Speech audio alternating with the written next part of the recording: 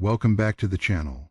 Today we step into the glittering yet dangerous world of 16th century Europe, a world of silk gowns and jeweled crowns, of secret alliances whispered behind velvet curtains, of religious tension rising like a storm over kingdoms that seemed powerful but were dangerously fragile. It was an age where a single marriage could change the fate of nations, where a royal birth could spark celebration or conspiracy, and where survival at court required more than beauty or kindness. It required calculation, it required patience, it required steel. This is the story of Catherine de Medici, a woman who would one day become one of the most powerful and controversial figures in French history. But before she was feared, before she was called the Poison Queen, before her name was linked with massacre and intrigue, she was simply a child born into uncertainty, a girl shaped by chaos long before she ever wore a crown. Catherine was born on April 13, 1519, in the magnificent city of Florence, the heart of the Italian Renaissance. Florence was no ordinary city. It was a place of art, banking, philosophy, and ruthless political maneuvering. Marble palaces rose above narrow streets. Artists painted masterpieces under the patronage of powerful families. Scholars debated humanism and theology. But beneath that beauty lay tension, rival factions, ambitious nobles, and families who guarded power as fiercely as any army. Catherine belonged to the most powerful of them all, the Medici family. For decades, the Medici had dominated Florence through wealth and influence. They were bankers to kings and popes. Their fortune allowed them to shape European politics from behind the scenes. They funded art, supported scholars, and controlled religious appointments. But they also made enemies powerful ones. Her father, Lorenzo de' Medici, Duke of Urbino, was a ruler connected to both political and religious authority. Her mother, Madeleine de la Tour d'Auvergne, came from French nobility. Catherine's birth symbolized a bridge between Italy and France, a diplomatic thread woven between two great powers. In theory, she was born into privilege. In reality, she was born into instability. Within weeks of her birth, tragedy struck. Both her parents died victims of illness, leaving Catherine an orphan before she could even speak. Imagine that. A newborn child inheriting not only wealth and titles, but also enemies and uncertainty. She would never know her mother's embrace or her father's guidance. Instead, she became a political asset almost immediately. Orphaned children of powerful families were rarely allowed normal childhoods. Catherine was passed between relatives and guardians, always watched, always protected, because even as a baby she was valuable. Her bloodline mattered. Her future marriage mattered. Her existence could be used to strengthen alliances. But Florence itself was unstable. The Medici grip on the city was not unchallenged. Republican factions resented their dominance. Religious leaders criticized their wealth. Political rivals waited for weakness, and weakness came. When Catherine was still a young girl, the Medici were overthrown during a rebellion. Florence expelled the family, and the city declared itself a republic once more. Catherine, barely 8 years old, found herself caught in the center of a political storm she could not understand but would never forget. She was taken hostage. Yes, the child who would one day rule France experienced captivity before she reached adolescence. Republican forces kept her in convents, effectively as a political prisoner. There were whispers that she might be harmed or even killed to prevent the Medici from regaining power. Some suggested placing her in a brothel to disgrace her family name. Others debated whether eliminating her would remove a future political threat. Think about the psychological weight of that experience. A child raised in palaces suddenly confined behind convent walls. Guards watching. Uncertainty about tomorrow. Hearing rumors of violence. Knowing that her life depended on decisions made in rooms she could not enter. But the Medici were not finished. In 1530, after military intervention supported by the Holy Roman Emperor and papal forces, the Medici regained control of Florence. Catherine was released. The family's power was restored, at least for the moment, but something inside her had changed forever. She had seen how quickly power could collapse. She had felt vulnerability. She had learned that security is an illusion. These early experiences forged Catherine's worldview. Trust was dangerous. Mercy could be weakness. Survival required awareness. The political chaos of Florence became her education long before she ever studied diplomacy formally. Her guardian became her cousin, Pope Clement VII, himself a Medici. Through him, Catherine entered a world of Vatican politics, European diplomacy, and royal negotiations. The Renaissance papacy was as much political as spiritual, Alliances shifted constantly. Wars erupted over territory and influence. Marriage was a weapon as powerful as any sword. By the time Catherine reached adolescence, discussions about her future were already underway. She was not merely a girl, she was a bargaining chip between powerful states.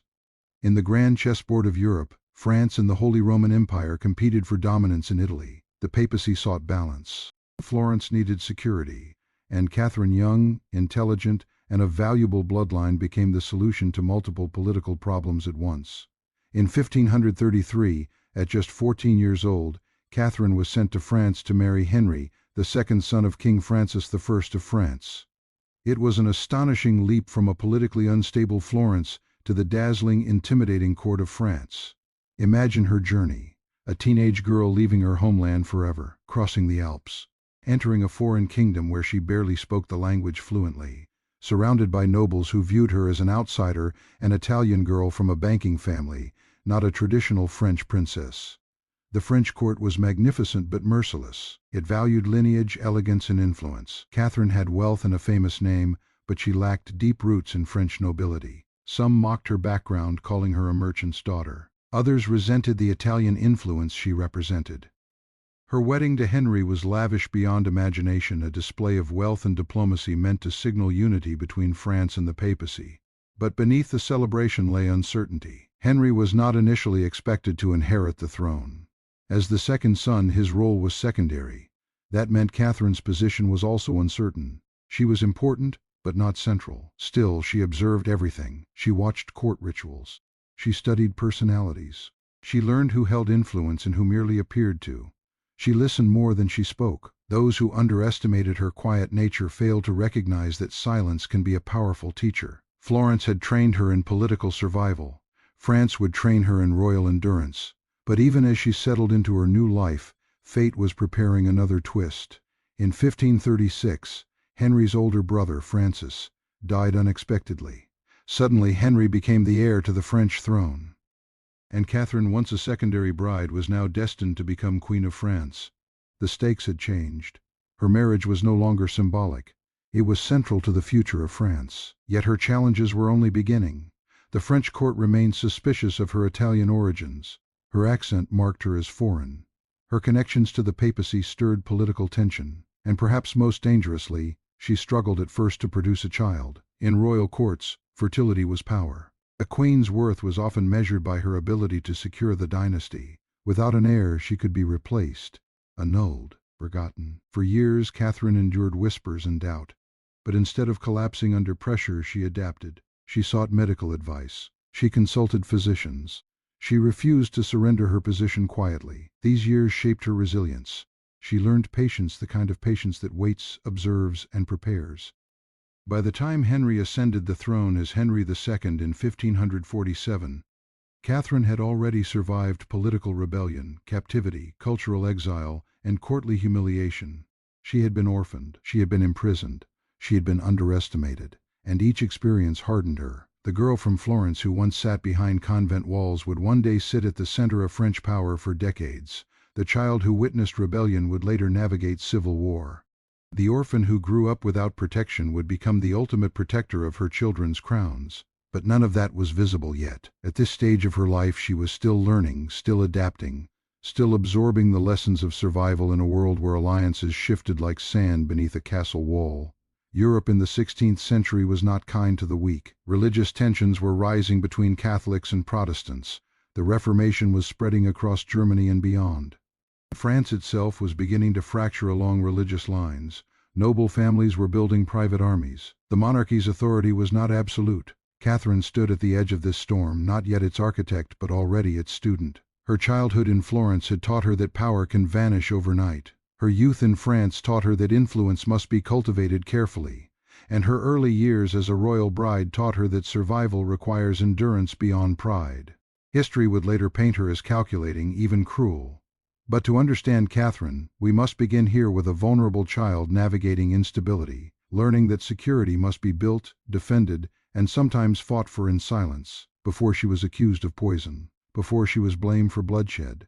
Before her name became synonymous with massacre, she was simply a girl born into chaos, shaped by captivity, and trained by circumstance to never be powerless again.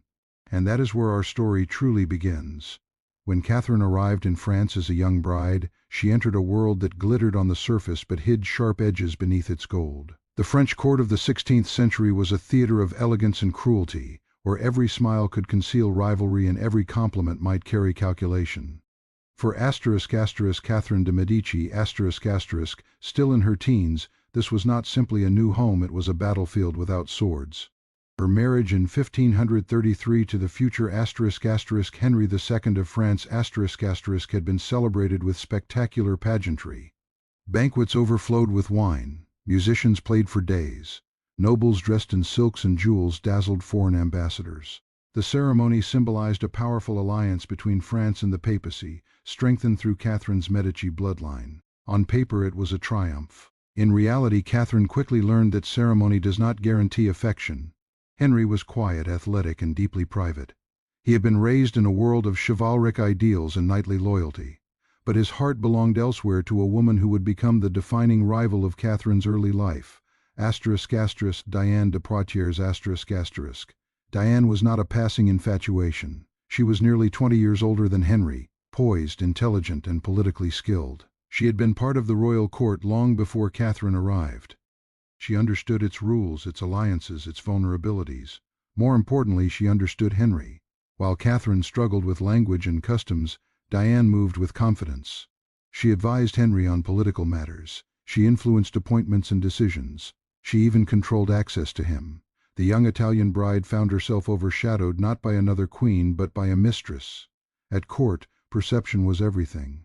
And the perception was clear. Catherine might wear the title of wife, but Diane held the king's devotion.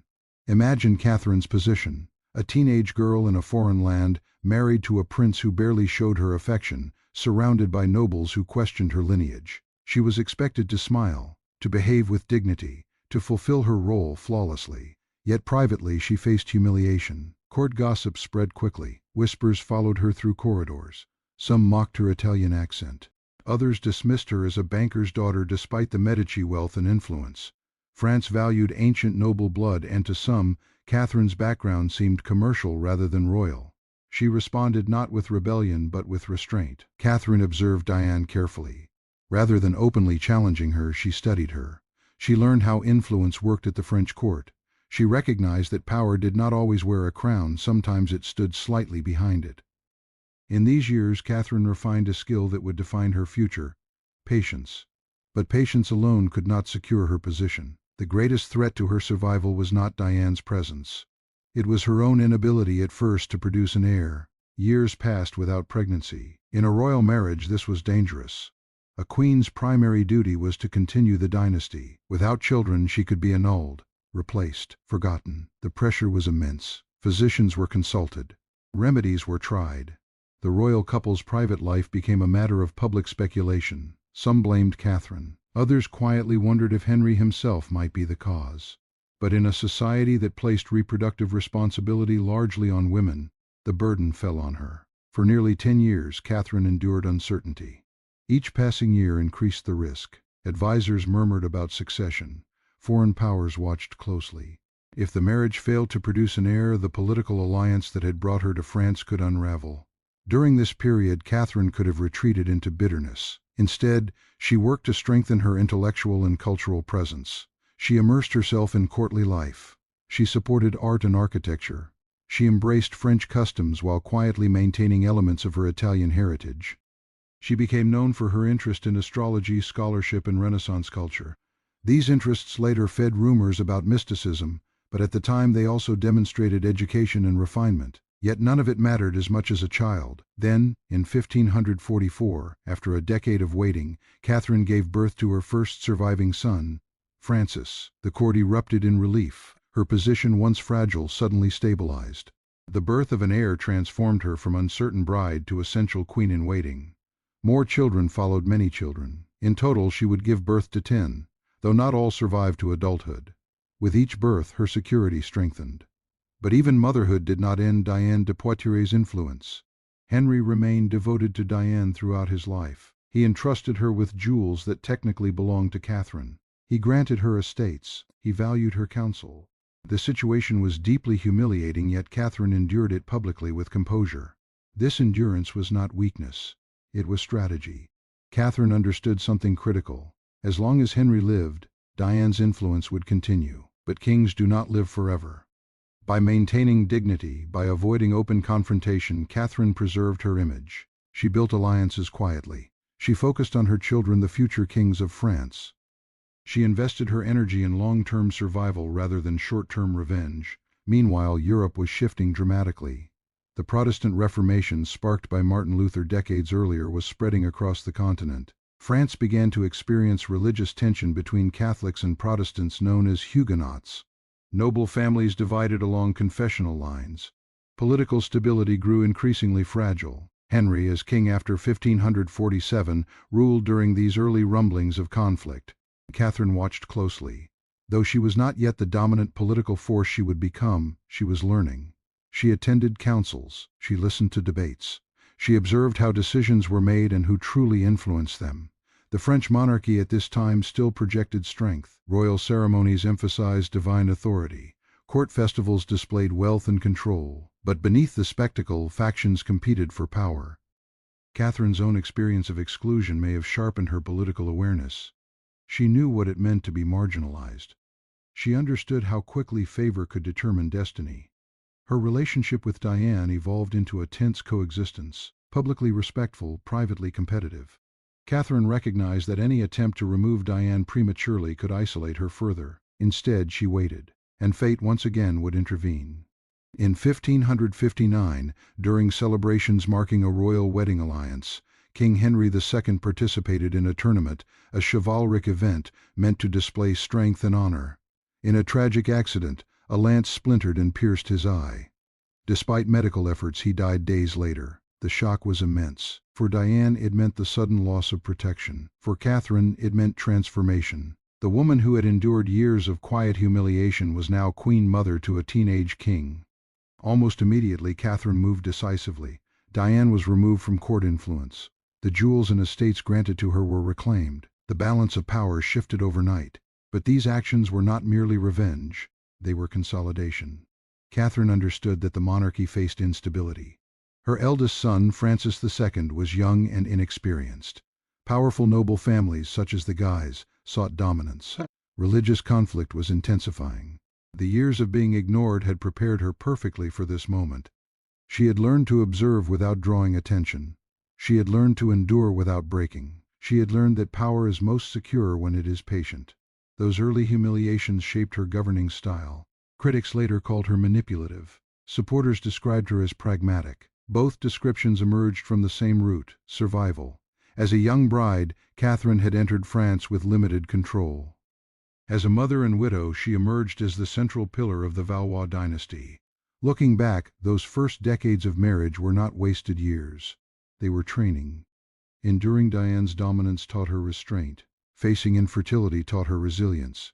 Navigating a foreign court taught her adaptability. In Renaissance Europe, women rarely ruled openly. Their influence operated through sons, marriages, and alliances. Catherine mastered that system. Her identity during these years was defined by contrast: the Italian outsider in a French court, the wife overshadowed by a mistress, the queen without immediate heirs. Each contrast forced her to develop inner strength, and when opportunity finally came, she was ready. The story of Catherine's early marriage is not merely one of humiliation. It is the story of transformation. A young girl, once hostage in Florence, endured marginalization in France and quietly prepared for power. When history later judged her harshly, labeling her ruthless or cold, it often ignored this foundation. It ignored the years she spent learning that influence is rarely granted freely. It must be earned, protected, and sometimes seized. The ignored queen would not remain ignored. The patient wife would not remain powerless.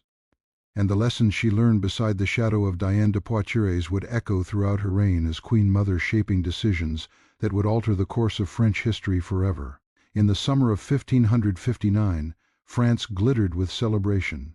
Royal banners fluttered in the warm air. Nobles gathered in polished armor. Trumpets echoed across tournament grounds as crowds cheered displays of chivalry and strength. It was meant to be a moment of triumph, a celebration of political alliances sealed through marriage. No one present could have imagined that within days, the fate of the French monarchy would change forever. King Henry II of France had chosen to participate personally in the festivities. Tournaments were more than entertainment, they were symbols of royal power and knightly honor. Even at 40, Henry prided himself on his athletic skill. He wore his armor proudly, determined to prove that he remained a warrior king. Then, in a single catastrophic instant, everything collapsed. During a joust, Henry's lance shattered against his opponent's armor. A splinter of wood pierced through the visor of his helmet and drove deep into his eye. The crowd fell silent. Blood ran down his face. He was carried from the field, gravely wounded. For days, physicians attempted to save him. Surgeons worked desperately. Prayers filled chapels. Courtiers whispered anxiously in corridors. Among them stood Catherine de Medici, no longer the sidelined wife of earlier years, but a woman standing at the edge of destiny. When Henry died on July 10, 1559, France lost its king. But Catherine lost something more complicated, a husband who had never truly loved her, yet whose existence had defined her position. His death created grief, yes, but it also created opportunity and danger in equal measure. Their eldest son, Francis, was only 15. A teenage king in a kingdom already trembling with religious tension was a recipe for instability. The Valois dynasty suddenly depended on a boy. In monarchies, youth invites ambition from others. The powerful Guy's family, fiercely Catholic nobles with strong military influence, quickly moved to dominate the new king. Francis II was married to Mary, Queen of Scots, whose uncles were members of the Guise house. Through this connection, the Guises positioned themselves at the center of royal authority almost immediately. Catherine watched carefully. She understood the risk. If the Guises controlled Francis completely, her influence would diminish. Worse, the monarchy itself could become an instrument of factional interests. But Catherine had not endured decades of marginalization to surrender now. At first, her position was delicate. Officially, Francis II was king. In practice, he relied heavily on the Guise advisors. Catherine had to move strategically, not aggressively. Too bold a step might isolate her. Too passive an approach might render her irrelevant. She chose calculation. Rather than confronting the Guises directly, she began cultivating alternative alliances. She opened communication with moderate Catholic nobles and even cautiously reached out to Protestant leaders, known in France as Huguenots. Her aim was not ideological, it was stabilizing. She saw clearly that France was fracturing along religious lines. The Protestant Reformation had been spreading for decades. Inspired by reformers across Europe, French Protestants had gained followers among nobles and commoners alike. But France remained officially Catholic, and tension between the two groups was intensifying. Under Henry II, Protestantism had been harshly suppressed. Executions and persecution were common. Now, with a young king and factional power struggles, resentment was rising. Catherine understood something critical. Endless persecution would only strengthen rebellion. In 1560, a conspiracy known as the Amboise Plot erupted. Protestant nobles attempted to seize control of the young king from the Guise family. The plot failed. The conspirators were brutally executed. Their bodies hung from castle walls as warnings. The violence shook the kingdom. Catherine recognized that repression alone could not secure peace. She began advocating for a more moderate approach, not out of religious sympathy necessarily, but from political realism. Yet before her strategy could fully develop, tragedy struck again. Francis II was frail, frequently ill. In December 1560, after barely a year and a half on the throne, he died from an ear infection that led to complications. He was only 16. Another king gone, another shift of power. Now the crown passed to Catherine's second son, Charles IX. He was just 10 years old. A child king meant one thing clearly: a regency. And this time Catherine would not stand in the background. She was appointed regent of France, the official governing authority during her son's minority. For the first time, her power was not indirect or dependent on persuasion alone. It was formal, recognized, legitimate. But the throne she now protected was surrounded by flames. France was deeply divided between Catholics and Huguenots. Noble houses armed themselves. Local conflicts erupted into open violence. Preachers on both sides inflamed passions. Rumors spread quickly in cities and countryside alike. Catherine faced a nearly impossible challenge: maintain royal authority while preventing civil war. She embarked on a policy of cautious tolerance. In 1561 she convened a religious colloquy at Poissy, inviting Catholic and Protestant theologians to debate their differences in hopes of finding compromise. It was an extraordinary gesture for the time, a queen regent attempting dialogue rather than immediate suppression. The effort ultimately failed to produce unity, but it demonstrated Catherine's approach: balance rather than extremism. In January 1562, she issued the Edict of Saint-Germain, granting limited tolerance to Protestants, allowing them to worship outside city walls. It was a controversial decision. Hardline Catholics were outraged. They viewed any concession as betrayal, and then violence exploded.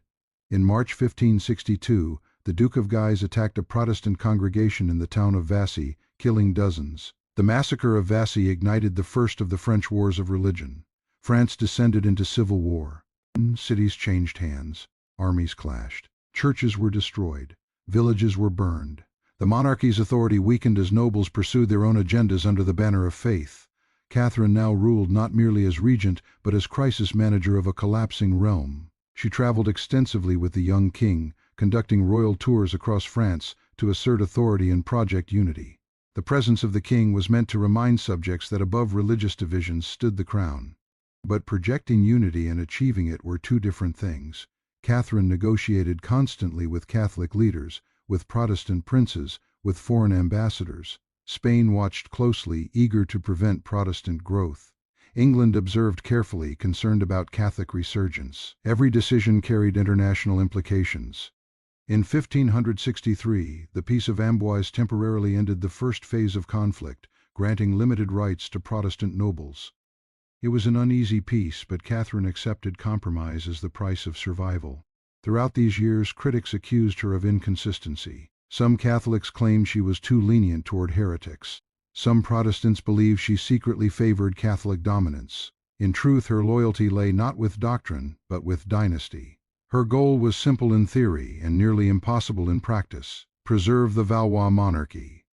Charles IX grew older under her guidance, but he was impressionable and emotionally volatile.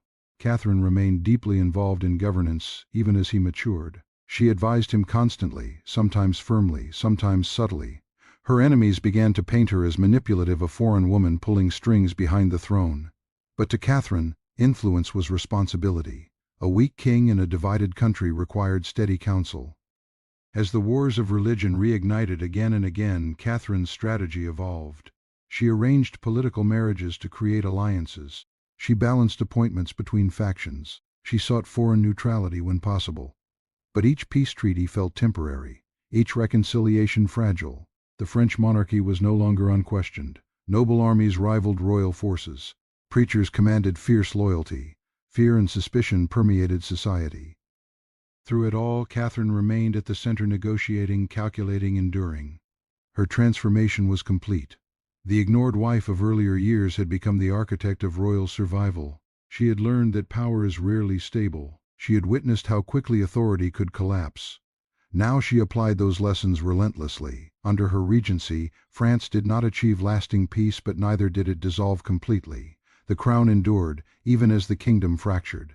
And perhaps that endurance was her greatest achievement during these turbulent years. For every concession she made, she weighed the alternative: total war. For every harsh measure, she considered the risk of appearing weak. It was a constant balancing act on a tightrope stretched over chaos. By the late 1560s, France had already experienced multiple civil wars. Exhaustion spread among the population, yet distrust ran deep. Catherine's regency officially ended when Charles IX reached majority, but her influence did not fade.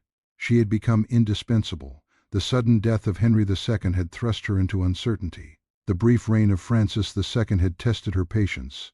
The minority of Charles IX had demanded her leadership. Through crisis after crisis, she adapted. History would later focus on darker chapters yet to come. But in these early years of shifting power, Catherine's primary objective was not cruelty. It was control, stability, continuity. The throne had nearly slipped into factional hands. Religious war threatened national collapse. Foreign powers circled like predators. And at the center stood a woman who had once been dismissed as an outsider. Now, she was the axis around which French politics turned. Her decisions were rarely simple. Her choices rarely clean. But in an era defined by extremism, she pursued balance even when balance meant walking through fire. The sudden shift of power in 1559 had not merely elevated Catherine. It had revealed her, the child hostage from Florence, the ignored bride in a foreign court, the patient mother watching from the shadows. All those versions of Catherine merged into the regent of France, a ruler forged not by ceremony but by crisis. And the storms were far from over. By the early 1570s, France was exhausted. A decade of religious civil war had torn through towns and countryside alike. Catholic and Protestant armies had clashed repeatedly. Peace treaties had been signed, broken, renegotiated, and broken again. Trust no longer existed, only temporary pauses between eruptions of violence.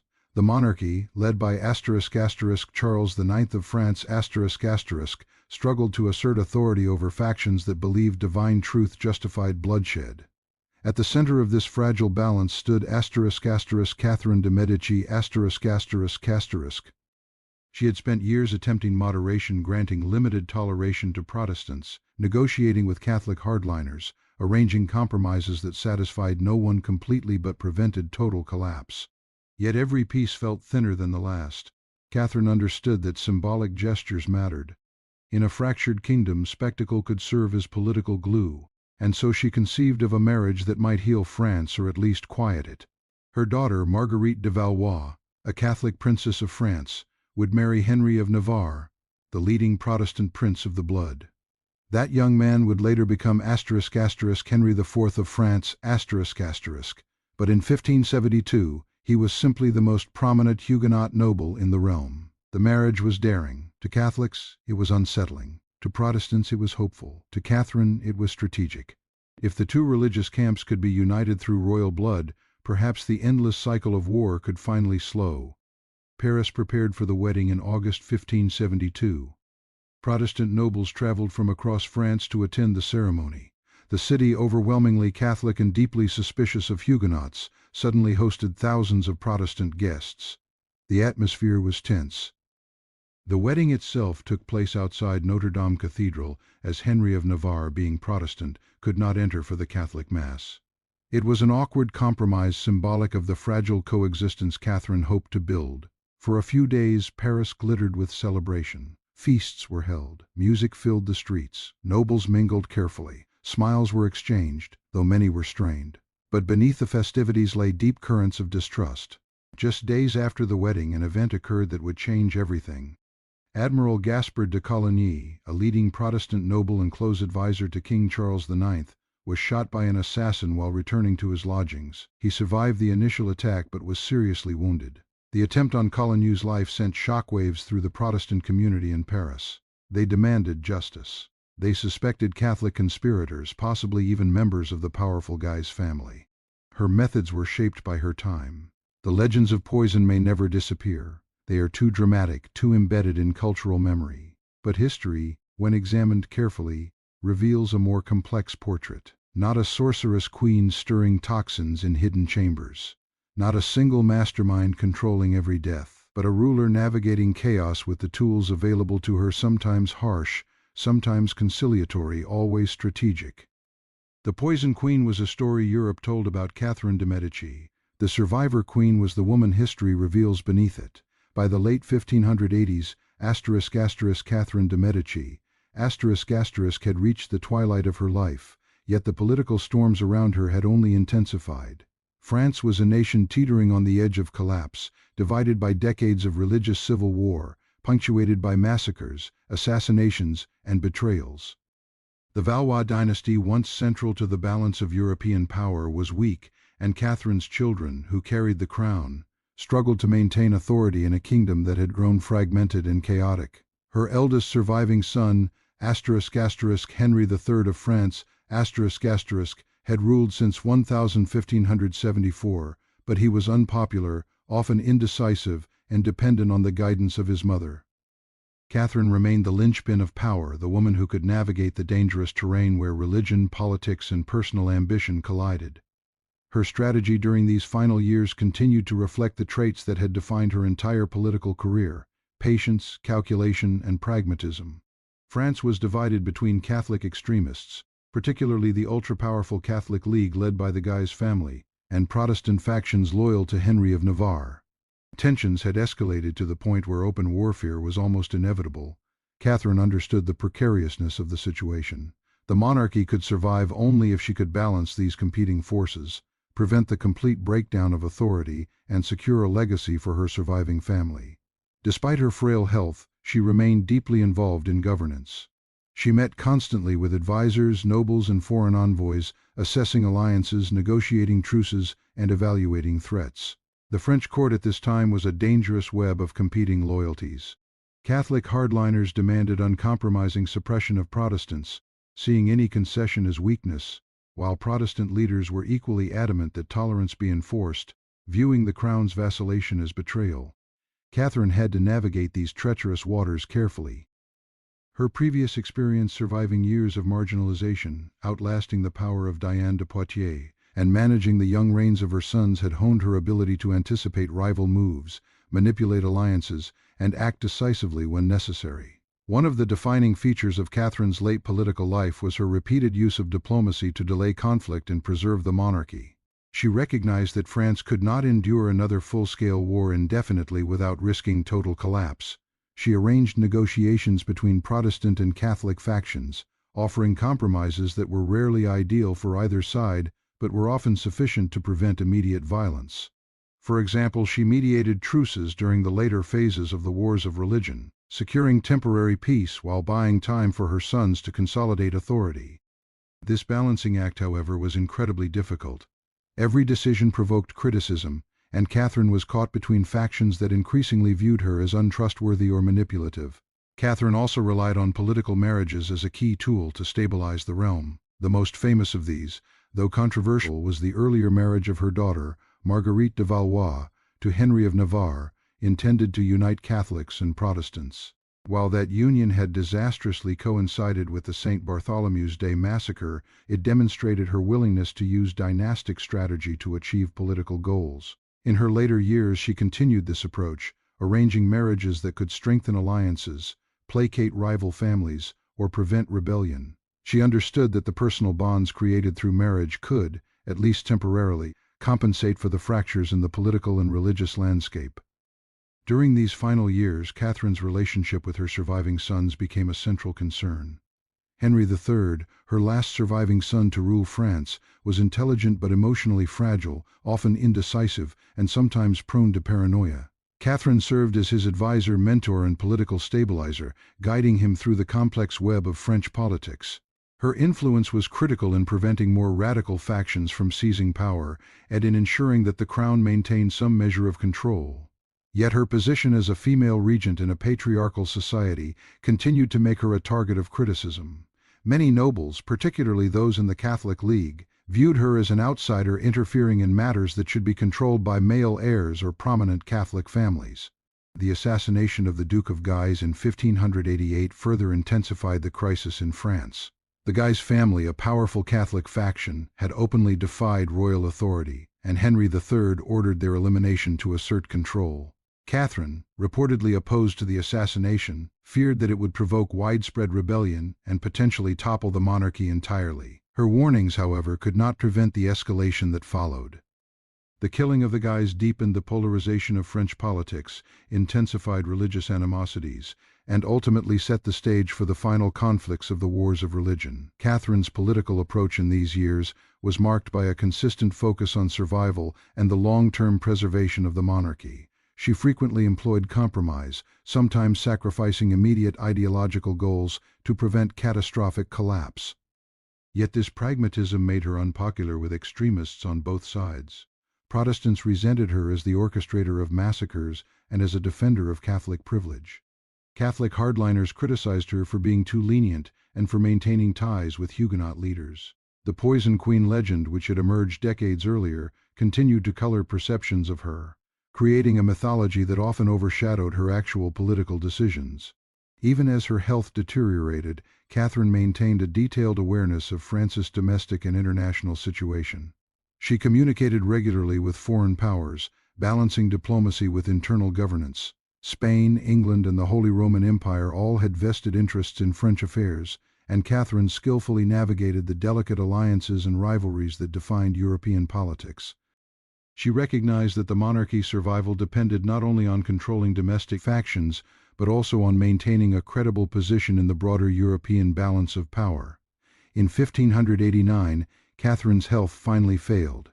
She had endured decades of political turbulence, civil war, personal loss, and public vilification. The death of her youngest son, Henry III, shortly after her own, marked the end of the Valois dynasty, a dynasty that she had worked tirelessly to preserve. Henry of Navarre, a Protestant and survivor of the St. Bartholomew's Day massacre, would ascend the throne as Henry IV of France, ultimately uniting the country through conversion to Catholicism and asserting royal authority after decades of instability. Catherine did not live to witness this resolution, but her decades of political maneuvering had ensured that the crown survived, even if the dynasty she had nurtured did not. Catherine's death marked the end of an era. She had witnessed the rise and fall of multiple sons, navigated religious civil wars, orchestrated temporary truces, and survived a court culture that was often hostile to her very existence. Her life was a testament to endurance and political intelligence in a period defined by brutality, superstition, and instability. She had survived exile, personal humiliation, the manipulations of rivals, and the constant threat of assassination. She had endured as a queen, mother, regent, and political strategist in an era when women were rarely permitted such authority. The legacy of Catherine de Medici is complex. She has been remembered as the poison queen, a manipulator, a cruel mother, and a schemer, largely due to the myths and propaganda that surrounded her in life and after death. These legends exaggerate certain aspects of her character while often ignoring her extraordinary political skill and her relentless dedication to preserving the monarchy. Catherine's use of compromise, strategic marriages, diplomacy, and political patience were tools of survival in statecraft in a France torn apart by religious and civil conflict. Historians today recognize that Catherine operated within an extraordinarily volatile context. The 16th century French court was a battlefield of ideology, family rivalry, and factional intrigue. Religious tensions, foreign influence, and noble ambition made political survival extremely difficult. Within this environment, Catherine's ability to maintain the authority of the crown and protect her children's inheritance is remarkable. While some of her methods were ruthless, they were often guided by necessity rather than malice. In the final analysis, Catherine de Medici's life can be seen as the story of a woman who transformed adversity into political mastery. From her early years as an orphaned Florentine child, to her marginalization as a young Italian bride, to her eventual role as Queen Mother and Regent of France, Catherine's life was shaped by turbulence and uncertainty.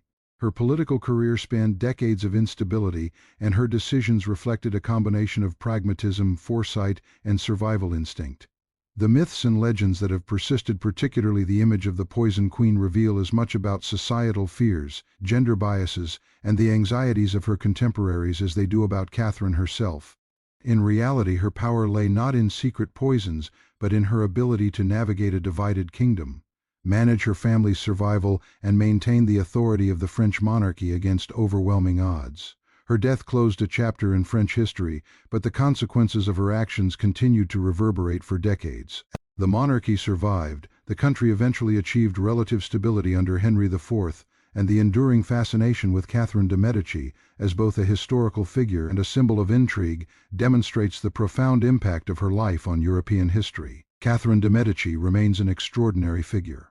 A woman who, in an age of peril, wielded power, navigated complex political landscapes, and endured for decades in a world that was often hostile to her very existence. Her story is a study in resilience, strategy, and the harsh realities of 16th century politics, reminding us that historical reputation is often shaped as much by fear and perception as by fact. The life of Catherine de Medici is ultimately a testament to endurance and political intelligence. She was shaped by exile, captivity, marginalization, and personal loss, yet she rose to guide the French crown through one of the most violent and uncertain periods in the nation's history. While legend emphasizes poison and cruelty, the reality underscores her remarkable ability to maintain authority, navigate religious and political factionalism, and protect her family and the monarchy in an era of relentless instability. Her death in 1589 ended not just a life but a dynasty. The Valois line came to a close, yet Catherine's influence, both feared and respected, endured.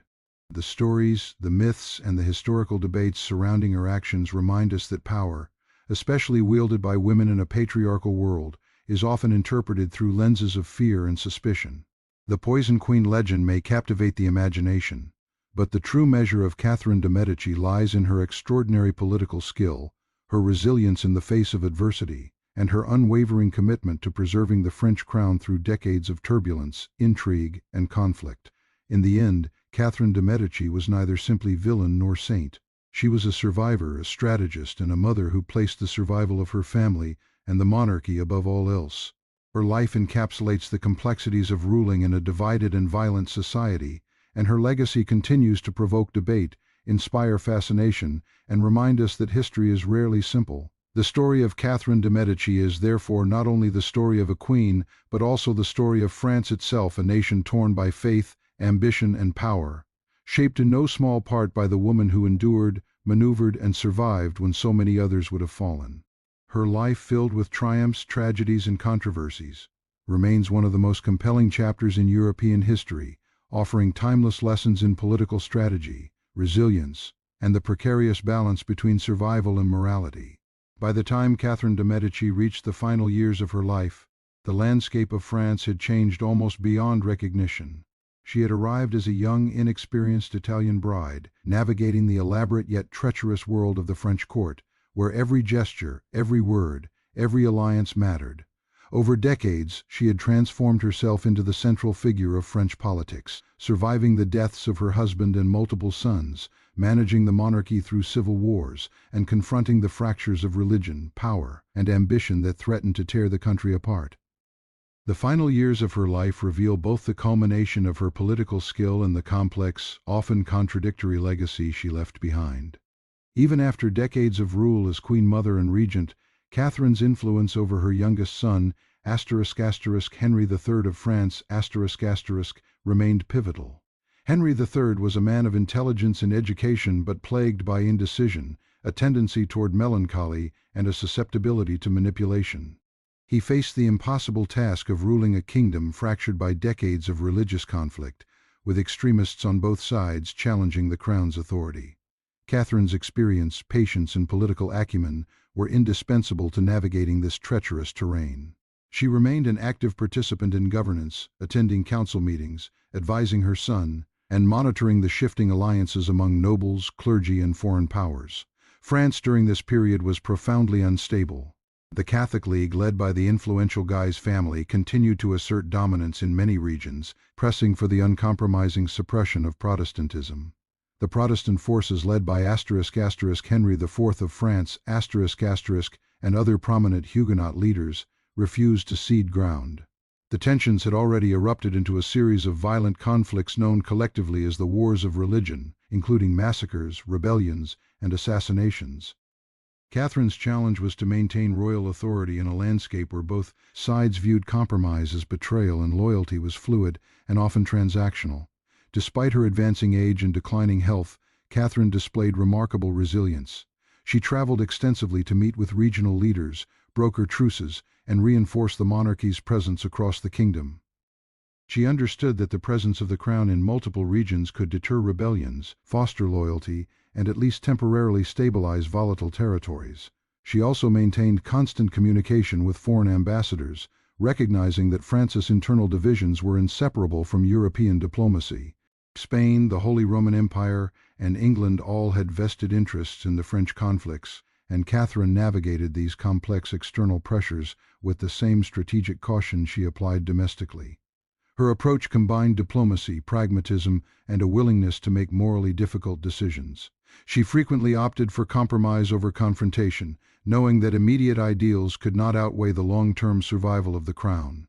Her willingness to negotiate with both Protestant and Catholic factions, even those who had previously plotted against the monarchy, reflects her sophisticated understanding of the fragile balance between power, fear, and survival.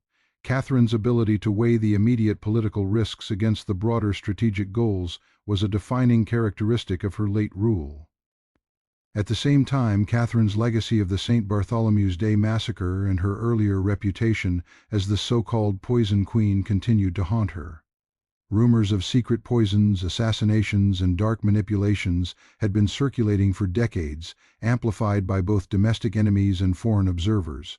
These stories were often exaggerated, yet they influenced perception, casting a shadow over her every action. Her notoriety as a scheming and dangerous figure complicated her efforts to negotiate peace. Extremists on both sides were suspicious of her motives, interpreting compromise as weakness or betrayal. The Poison Queen legend, while largely mythical, became inseparable from her identity in popular imagination, demonstrating how fear and rumor could shape the legacy of a ruler. During these final years, Catherine also had to manage the intricate dynamics within her own family. Her surviving children were each entwined in the political conflicts of the period, and their positions often reflected the broader tensions within France.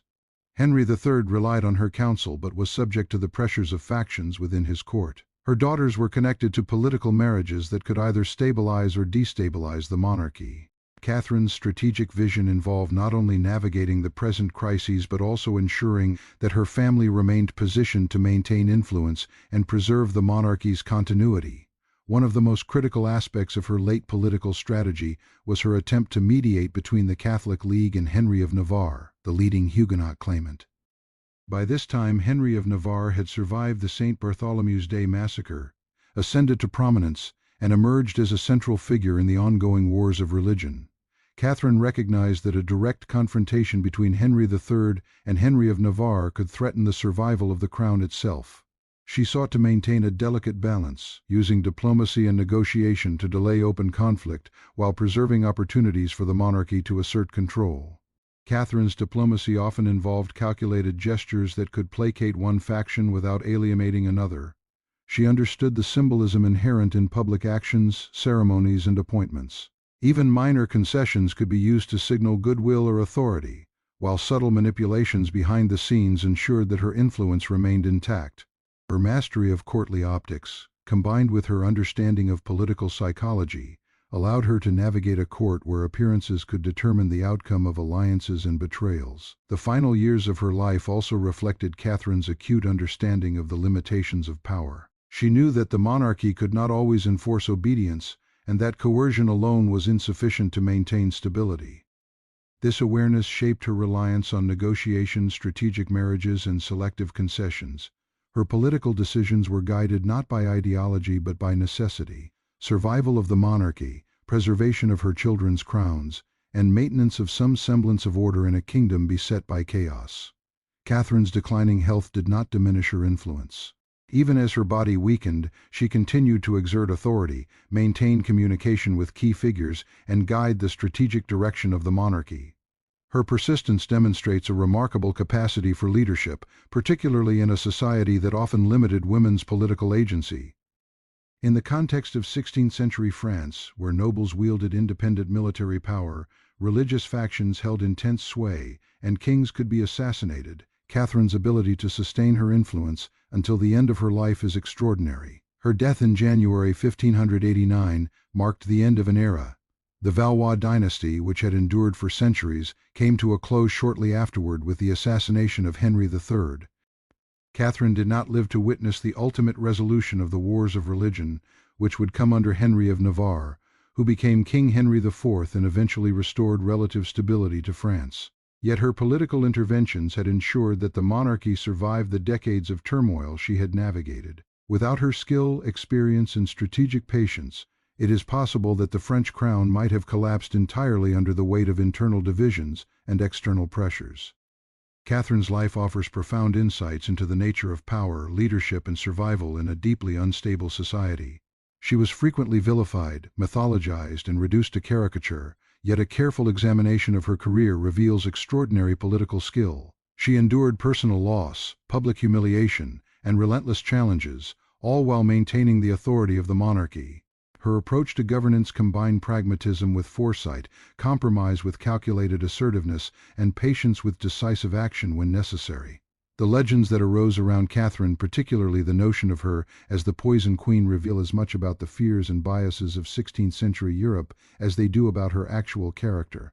Women who wielded power, especially foreign women, were often viewed with suspicion and vilified in ways that male rulers were not. Catherine's reputation for intrigue, ruthlessness, and secretive manipulation was amplified by these cultural anxieties. Yet beneath the myth, Catherine emerges as a figure defined by resilience, strategic intelligence, and an unwavering commitment to the survival of her family and her nation. Even in her final days, Catherine demonstrated an acute awareness of the stakes surrounding her. She understood that the monarchy's authority rested not only on military strength or religious dominance, but also on perception, alliances, and careful negotiation. Her ability to balance these competing demands, often in a context of extreme danger, underscores her remarkable political acumen. Catherine's legacy is complex. She is remembered both for the myths of poison and manipulation and for the very real achievement of preserving the monarchy through decades of religious and political turmoil. The French crown endured, even as the Valois dynasty ended. The myths surrounding her life have inspired fascination for centuries, yet historical analysis reveals a nuanced portrait of a ruler whose intelligence, adaptability, and resilience were extraordinary. Her story is not only the story of a queen but also a study in leadership under conditions of extreme instability. Catherine de Medici's career demonstrates how survival, strategic patience, and the careful use of power can allow a ruler to navigate a fractured political landscape, even in the face of personal loss, public vilification, and societal constraints. Ultimately, Catherine's life reminds us that history is rarely simple. Her decisions, actions, and reputation were shaped by the extraordinary pressures of her time: a divided kingdom, religious extremism, familial obligations, and foreign intrigue. While she has been remembered in legend as the Poison Queen, the reality reveals a far more complex figure, a woman of immense political skill, resilience, and foresight, whose leadership helped preserve the French monarchy through one of its most perilous periods. Catherine's life, spanning nearly 6 decades of turbulence, tragedy, and political maneuvering, stands as a testament to endurance, intelligence, and the capacity for strategic action in the most challenging of circumstances. She was neither merely villain nor saint. She was a survivor, a strategist, a mother, and a ruler who faced unprecedented challenges with remarkable skill. Her story continues to captivate historians, scholars, and the public, offering enduring lessons about power, leadership, and the complex interplay between perception and reality in the exercise of authority. The final years of Catherine de Medici's life solidified her place in history. By navigating the treacherous waters of civil war, religious extremism, familial crises, and foreign diplomacy, she demonstrated that survival in the 16th century French court required not only intelligence and cunning, but also extraordinary resilience. Even as myths and legends transformed her into the Poison Queen, the true measure of her legacy lies in her ability to preserve the monarchy, protect her children, and maintain authority in a kingdom on the brink of collapse. Catherine's life remains one of the most compelling examples of political skill, endurance, and adaptability in European history, and her story continues to fascinate and instruct those who study the complex interplay of power, family, and survival in the early modern world. Through the lens of history, Catherine de Medici emerges as a figure of paradox, feared and vilified, yet pragmatic and strategic, mythologized as cruel, yet proven capable of remarkable endurance and political mastery, constrained by societal expectations, yet wielding influence that shaped the trajectory of France itself. Her final years were the culmination of a life defined by the navigation of danger, the exercise of influence, and the relentless pursuit of survival for both herself and the monarchy she served. In this, she stands as one of the most extraordinary figures of her time, embodying the complexities, contradictions, and challenges of power in a turbulent age. The death of Catherine de Medici in 1589 marked the end of not only a life but a dynasty. She had outlived many of her children, endured the endless turbulence of civil war, and faced a kingdom that had been repeatedly fractured by religious conflict. Yet even in death, her influence lingered. France was entering a new chapter, and the consequences of her decisions, both pragmatic and controversial, would continue to shape the nation for decades. By the time of her passing, the monarchy itself was precarious. Her son, Henry III, had been assassinated shortly after her death, leaving no direct Valois heir. The crown passed to Henry of Navarre, the Protestant prince who had once been the bridegroom of her daughter Marguerite and a survivor of the St. Bartholomew's Day massacre. This transition was a profound irony. The young man who had been targeted indirectly by the very violence that had defined her reign now became the king who would stabilize France. It was a testament to the unpredictable and often ironic course of history, and it underscored the extent to which Catherine had operated in a political environment where even careful planning could yield unexpected consequences. Despite the myths that surrounded her, Catherine's true legacy is rooted in survival and political endurance. She navigated one of the most dangerous periods in French history, maintaining the monarchy in a country fractured along religious, regional, and factional lines. Her use of diplomacy, strategic marriages, and calculated compromises enabled her to protect her family and, ultimately, preserve the French crown. She was a woman who wielded influence not through armies or open confrontation but through negotiation, manipulation of alliances, and careful orchestration of events behind the scenes. The legend of the Poisoned Queen, which had begun with suspicion and rumor, persisted long after her death. Tales of secret laboratories, perfumed gloves laced with toxins, and invisible assassinations captured the imagination of Europe. These stories were often exaggerated or entirely fictional, yet they reflected the cultural anxieties of the period. Fear of foreign influence, distrust of female authority, and the ever-present danger of unseen political manipulation. In a time when assassination and intrigue were common, Catherine's gender and Italian origins made her a convenient figure for such myths. Yet beneath the legend lies a historical reality that is no less compelling. Catherine's political skill was extraordinary. She managed to exert influence over her son's reigns, maintain royal authority in the face of rebellion, and maneuver through an environment where nobles, factions, and foreign powers constantly tested her power. Her understanding of human behavior, combined with her strategic acumen, allowed her to anticipate threats, negotiate truces, and exploit opportunities, even when circumstances were dire. Catherine's life also highlights the intersection of power and perception. History has often reduced her to the archetype of the scheming, poisonous queen, but this characterization obscures the realities of her context. In a patriarchal society, women in positions of authority were vulnerable to suspicion and slander. Catherine's methods, which were pragmatic and often ruthless, were frequently judged more harshly than those of her male counterparts.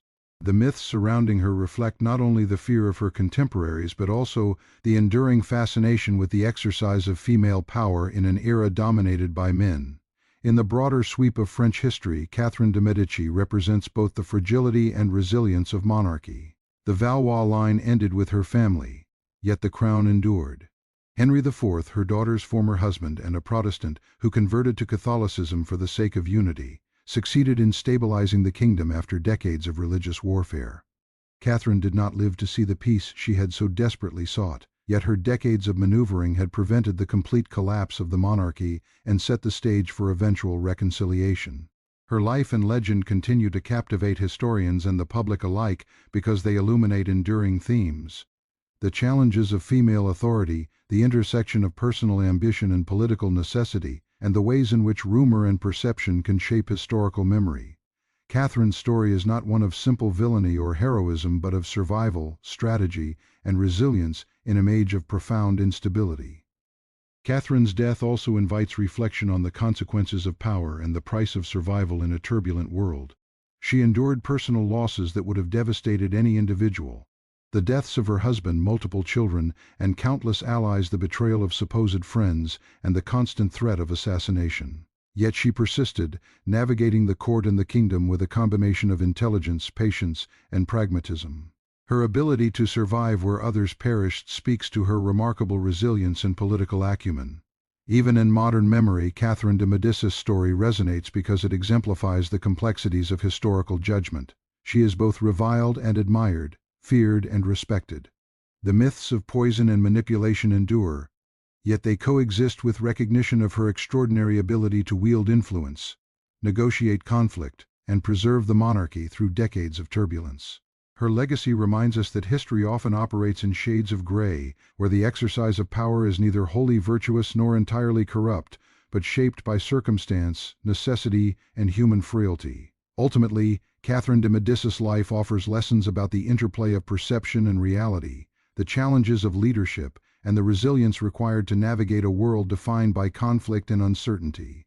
She remains an extraordinary figure in European history, a woman whose intellect, ambition, and endurance allowed her to survive in an environment that was hostile to her existence, and whose actions, both celebrated and vilified, shaped the course of France for generations to come. Her story closes a chapter in French history that was defined by blood, ambition, and religion, yet it opens another, the enduring struggle for balance, unity, and the exercise of power in a divided society. Catherine de Medici, the poison queen in legend but the survivor and strategist in reality, continues to fascinate because she embodies the tension between myth and history, between fear and admiration, and between human ambition and the unpredictable forces of her time. Through her life, we witness the full scope of Renaissance politics, the fragility of dynastic power, and the profound consequences of decisions made under pressure. Catherine's story reminds us that history is not merely a record of events, but a reflection of human complexity, perception, and the enduring struggle to wield power responsibly in an uncertain world. In conclusion, Catherine de Medici stands as one of history's most compelling and enigmatic figures. A woman whose life was defined by survival, strategy, and the navigation of immense political and social turmoil. Her legacy, part legend, part historical reality, continues to shape our understanding of leadership, power, and the human consequences of political decision-making. The Poison Queen, the Mother of Kings, the Italian-born outsider, she was all of these and more. Yet beneath the myths, we find a ruler whose intelligence, resilience, and pragmatism ensured the survival of a nation in its darkest hours, leaving a mark on history that is impossible to ignore.